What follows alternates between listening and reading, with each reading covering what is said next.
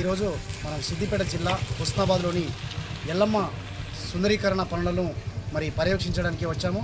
మరి 18 కోట్ల వ్యయంతో పొన్నం ప్రభాకర్ గారు రాష్ట్ర రవాణా శాఖ మంత్రులు మరియు బీసీ సంక్షేమ శాఖ మంత్రులు అన్నమాట ప్రకారం మరి హుస్నాబాద్ పనులను హుస్నాబాద్ అభివృద్ధి కోసము అహర్నిశలు పాటుపడుతూ పట్టువదలని విక్రమార్కుల్లా మరి రోడ్ల పనులు కానివ్వండి, ఇలాంటి సుందరీకరణ పనులు కానివ్వండి, ఎల్లమ్మ సుందరీకరణ పనులు చాలా వేగవంతంగా మరి పూర్తవుతున్నాయి. మీరు చూసినట్టయితే ఈ యొక్క ఆర్చిని చూడవచ్చు. ఇప్పుడు చేసిన ఈ ఆర్చిని మీరు చూడవచ్చు. ఇక్కడ ఎంత వేగంగా పనులు పూర్తవుతున్నాయో అంతేవిధంగా మరియు వాకింగ్ కానీ చూడొచ్చు. ఇక్కడ మన చెరువు పనులు మీరు చూడండి. ఈ చెరువులోని అది వాకింగ్ అనండి. చూసినట్టయితే టకటక ఎక్కడ కూడా ఆలస్యం లేకుండా మరి అతి తొందరగా పూర్తయ్యేటట్టు మన మంత్రి పొన్నం ప్రభాకర్ గారు మరి హడావిడిగా పనులను చేపిస్తూ ఉన్నాడు. చూడొచ్చు.